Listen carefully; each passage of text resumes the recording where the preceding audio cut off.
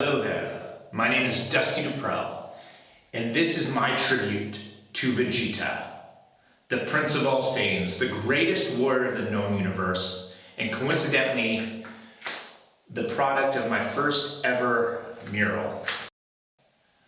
So I captured the process of creating this mural from the initial drawing to the product that you see before you, and I want to share it with you now. So what I'm doing right now is drawing a mural of Vegeta in my home gym. I want to walk into my gym and be inspired to become the most powerful, strongest being on this planet. Strength is the only thing that matters. Everything else is just an illusion. And who else has been a greater champion for power than Vegeta, the Prince of all Saiyans? Right here on my wall, so it's the first thing I see when I walk in.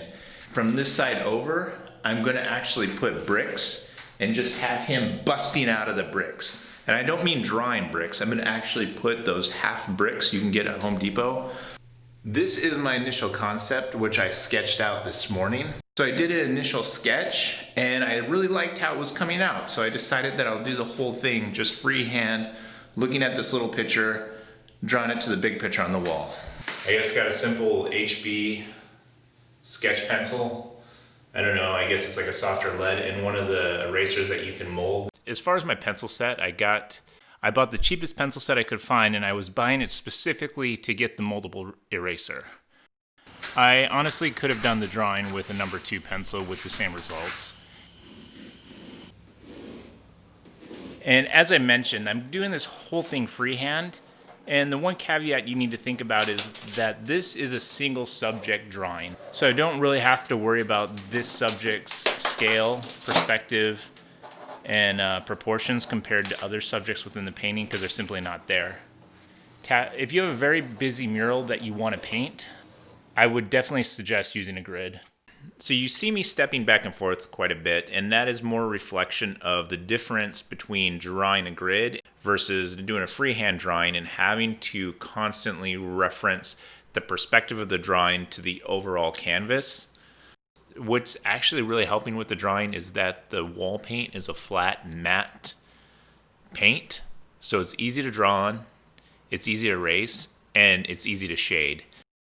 And additionally, what I like about the freehand drawing is the shape and position of the body is changing like slightly from the drawing to the wall. So it's allowing me to have some leeway in what I want to do with the composition. As someone that's never actually painted before, but has done a lot of like drawing with pencil just as kind of a hobby, I'm doing the shading to help with actual painting. I use the shading as almost like a paint by numbers, so it matched the darker paints to the darker colors. The wall was very rough and coarse. If you're going to spend the time to do this, I would say sand down the wall before you start, or make sure that the surface is smooth.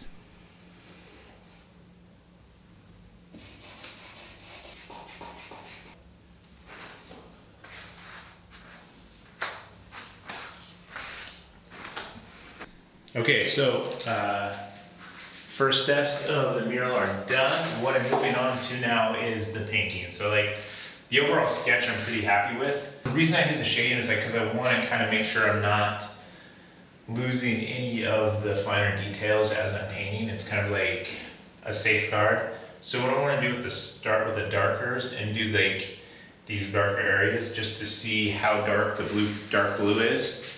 And then I'll do like a lighter area on the outside with the lighter blue just to see what it looks like after it like dries. So let's begin.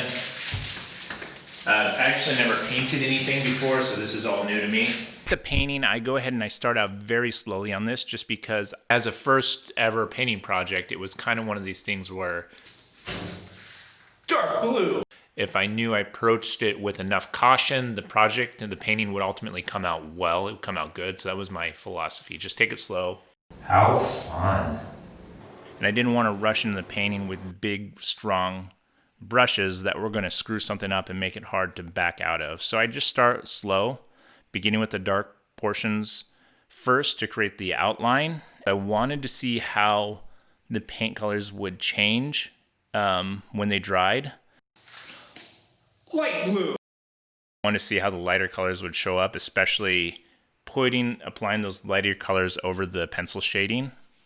And to allow myself the ability to go get new paints if this was just a complete disaster as far as the dry color versus the wet color in the application. The colors came across very true, which was nice. These are the paints that I used. They're sample color paints. You get them at Home Depot. I got bare permanium. For the most part, I got a glossy finish to them, a satin finish, which came out beautiful because it gives the mural a slight glow. So this is my first painting project. I wasn't exactly sure on the brush type that I would need or that would work, so I did maybe go overboard on buying brushes. I bought 3 different sets. So I ended up using this one quite a bit. Like it has like a angle to the brush right here.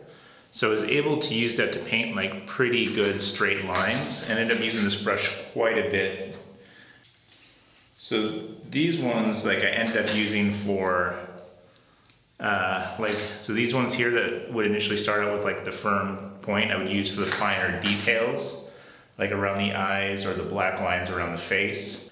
So if I had to do it over again, the brush sets I would focus on is probably just get a variety of the ones with the angled brush head, with the angled brushes, and a series of the ones with the sharp tips to help with the finer details. But the spread of paint across the rough surface, to an extent, it did make it difficult to paint to the degree that there would be white specks here and there within the paint. It wasn't like a smooth, even dispersing of the paint, but it does give it interesting character.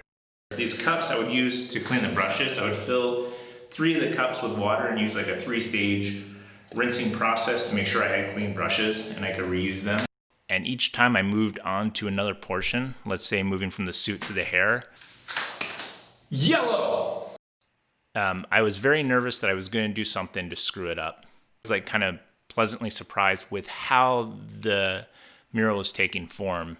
And I think it was due to this like slow process that I was going in at it with. And honestly, the color mixing with the pencil shading didn't really become an issue unless if I was trying to go over shading with a yellow paint. But even then, I can just apply multiple layers to get the color that I would like if the graphite from the pencil does blend in. The yellows didn't work exactly as I expected for the hair. White!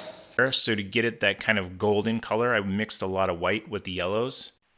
For the paints, I got a satin finish, which you'll see in a second actually proved to be perfect for this because it let out a slight glow when the light hits it a certain way.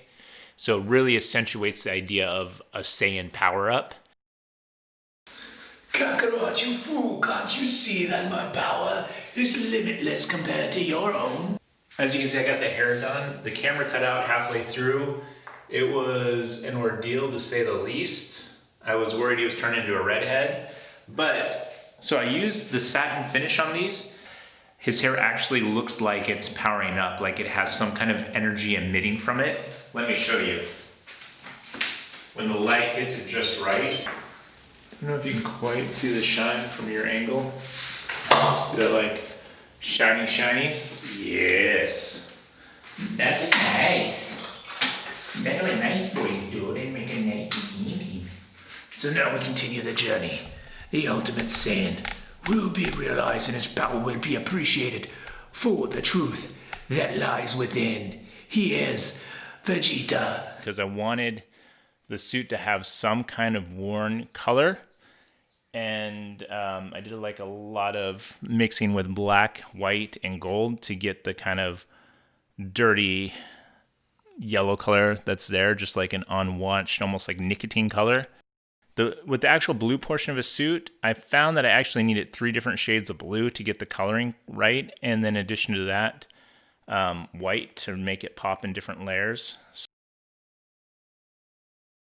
Before you begin, you might want to lay down some kind of protective plastic over the floor. The paint will drip.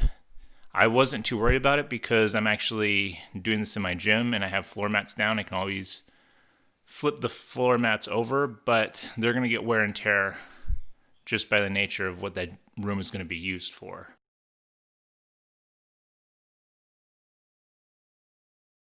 The only really scary part I had was when I started with the face paint. The face was actually coming on way too dark with the paint, and it took several different attempts to get it lightened up and properly shaded, especially considering that I was trying to create a shadow effect that would have been present during his power-up. So it was important to like get the shading correctly between those two areas and the two different colors. I feel like as I watched the edit of this video, I could see myself doing kind of like these patterns where I was just constantly going all over the body a little bit at a time, stepping back, looking at the drawing, making sure everything was taking form. It helps me from someone that's going from drawing slowly with pencils to their first painting, specifically a mural painting. These are the containers I use to mix paint. As you can see, they're just the Glad Tupperware containers.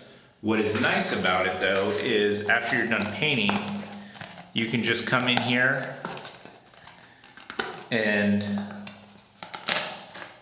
peel out the excess paint and you have a fresh mixer to start over. So with the armor around the stomach area, I want it to really pop and stand out as a gold color, but I also wanted it to be different than his hair. So that just required a lot of experimenting and mixing to get the right kind of look. And then also use those for the buckles of the shoulder strap. I reapplied that method of getting that right gold look and applying it to the buckles of the shoulder straps of his armor. I finished the body and I just let it sit for a very long time because, again, I had this fear of moving in and adding the energy auras and it just not looking good. But I knew I had to complete it, and I want to do something different than what's on the show because a lot of the energy aura has to cross over the body, and I was afraid to create any kind of energy flow that went over his body and would possibly ruin the work that I put into it. So I just definitely wanted the aura to surround his body and really pop out. So I started with a white that was much brighter than the wall. And then I moved into creating the beams of energy. But I wanted the beams of energy to almost have a life of their own. So I started to make them like twirling and dancing around one another. Kind of like a cross between fire and the way like you would see Venom's symbiote move in the old Todd McFarlane comics.